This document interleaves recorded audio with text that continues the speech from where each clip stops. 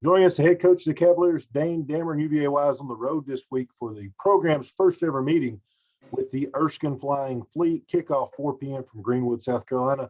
Coach, thanks for taking some time out to join us. Oh, always good to see you, Daryl. Coach, you're coming off, really a gut-wrenching loss there to Tusculum, 10-9, but a lot of positives in that game. I thought it was the best your defense has played all year. You held Tusculum to 114 passing yards in that game and just barely over 200 yards total offense. Speak on the play of the defense and the positive takeaways you had from that game last Saturday. Yeah, I thought our defense was lights out. It's a shame that we weren't able to cross the goal line, which has been, a problem we've had. But defensively, I thought our kids were really dialed in. They did a great job containing that quarterback. I thought Coach White put them in a lot of great positions, and the kid makes plays. I think that's what it always boils down to. I think you can tell if a team is ready to play if they show up and tackle. And we tackled really well. Took their passing game away from them. So defensively did everything we could to win the football game. It's a shame that that we didn't win it, but it was the best our defense has played this year, and I hope it's something that we build on going into these last 4 weeks. You and I spoke about him last week when we did this segment, Markel Daly, and he comes out, has 9 tackles, leads the team in tackles, and gets his first interception of the season, the 6th of his career. One of 3 interceptions for your defense. Speak on Markel's play and, the 3 interceptions last week. Yeah, it was good to see us create some turnovers. I think we played a bit more zone coverage maybe than we've had. It's hard when you're playing a whole lot of man-to-man. It's hard to get a lot of interceptions because you don't catch the overthrows and stuff. But, I thought our kids did a good job. I told Markel yesterday in practice, you're finally playing this year like the kid that we know you could be. He had some nagging injuries earlier on in the year, and but he's really starting to come on and really playing well. You're probably gonna give me a coach speak answer to this, but I want to ask it anyway. I think anytime that you play someone you have a little extra incentive. I'm sure you're very proud of Coach Boyd, and Des Hopkins is on his staff, played here, that they're now successful collegiate coaches. Does it give you more incentive personally to want to go down there and beat someone that that well, and a couple guys, one that played for you and one that coached for you this Saturday? I think under different circumstances, maybe. This year, absolutely not. I just want to get a win. Our kids are working really hard, and I think they're totally bought into what we're trying to get accomplished. We just haven't gotten it done on Sunday. On Saturdays, and have to come in here on Sunday and just continue to try to pick them up. And we've done a good job. Yeah, I couldn't be, I don't know if proud's the word to use for Shap. I don't know if you can be proud of somebody that's older than you. But he's done a good job. I'm happy that he's gotten the opportunity to be a head coach. It's his first head coaching job, and I know that's something that was very important. And he worked his butt off here for me. Couldn't say enough good things about him, and very happy for Des, just for the kid that showed up here and had to sit out his first year. I think I think it's probably 2016 when he had showed up here and had to sit out a year.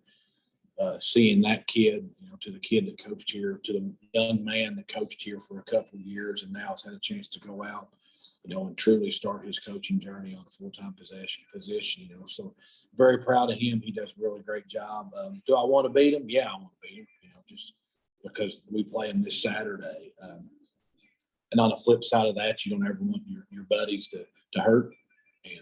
And I'm sure that, Coach Boyd and Daz would tell you the same thing. I just want to go down and play good. It's been a long year, just for the fact is, we've dealt with some injuries that have made it longer, and we just haven't played as good as I thought that we would play. And so I think we're building something. And the great thing about it is, as I told our kids, we're 1-6. If we were 6-1, none of that stuff would matter. None of those 6 wins would matter. The only thing that matters is this week. All that we can control is doing this week. So we're excited to load up and play and get down there in some warm weather. And hopefully we'll play with it. Evaluate your quarterback play last week, Coach. Juwan goes out, season high completions for any quarterback on your staff. Evaluate his play and what he can take from that game, building on that and moving forward now as your starter. I thought it was up and down. He missed some throws that he should have hit, and he hit some really good third down throws. He was able to escape the pocket and do some things that we haven't had the opportunity, because that's just not what Lyndon does. Lyndon's got to be on his mark and make the throws. And, with what he's dealt with in his legs this year, he's not been able to do that. And so I thought Juwan, showed really well for himself. The ones that he wasn't good on, he owned it and said, I got to do better, and which was great to see. The thing about Juwan is I think he brings a lot of enthusiasm and a lot of leadership qualities, and some excitement with our kids. And so there's some throws that he's got to make. And, when he makes the throws, we got to catch it. I thought we had some crucial drops, but he put us in a position to win the football game.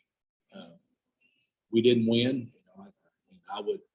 I would bet from 37 or 31 or however many yards Kellen's field goal was, if he'd hit that 10 out of 10 times, it goes up, plants his foot, and his foot slips. Sometimes I don't believe in curses, but I do believe you can get bit by snakes. And, we're a little bit snake bit on some of the things. A lot of that is stuff that we've done. But, we're going to continue to do what we do and continue to work. And, happy with Juwan, excited to see what he's going to do in his second start. Coach, this is a little bit of it's kind of an ironic record, but it's a school record that, with certainty will be broken Saturday. Drew Vermillion will end up punting for the most yards in school history. And I know he's a guy that's probably going to walk next week for senior day. And he had a great game last week and a really great season, pinning teams inside the 20-yard line. Speak on Drew and what he's meant to your special teams unit, especially, if you guys struggling to score offensively, flipping the field. Yeah, Drew's been solid since he's been here. I hate that we have to talk about a punter, but if I'm going to talk about a punter, I want to talk about Drew, because he's a good kid and never says a word, just comes and does his job. Hopefully with our master's in education program, we'll have a chance maybe to keep him for another one. But he's been fantastic. I think Coach Lopez is, I've stepped away from the special teams a little bit to concentrate on some other things. I think Coach Lopez has done some good things there. We're covering our kicks a little bit better. And but Drew's been solid for however many years he's been kicking here. I still don't know what year anybody is. When I found out how many kids we had walking for senior day, I was kind of flabbergasted because I didn't have that many.